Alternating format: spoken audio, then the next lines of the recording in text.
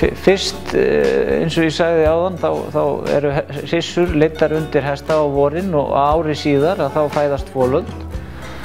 á vorin og þá ganga folöldin með mæðrum sínum yfir sumarið og fram á haustið og helst sem lengst fram á veturinn og eru síðan tekin frá mæðrum sínum því að þær eru náttúrulega yfirleitt orðnar fylfullar aftur, mæðurnar, og ganga með annað folald og þurfa þá að losna við sitt afkvæmi þannig að það geti farið að hefja nýtt líf með sínu nýja afkvæmi sem fæðist vorið. Nú síðan þá tökum við folöldin og tökum þau inn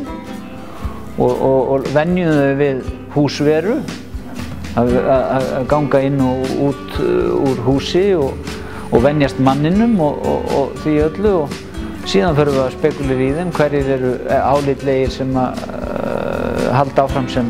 graðhestar eða stóðhestar eða hverjir okkur líst síður á og þá eru þeir geltir. Síðan eru þau alin upp áfram, hryssurnar náttúrulega sér og graðhestarnir sér og geldingarnir með hryssunum og þau fá að leika sér helst sem víðast bara, það sem er stórt og gott land og gott atlæti og upp í 3 ár í viðbót þar til þau eru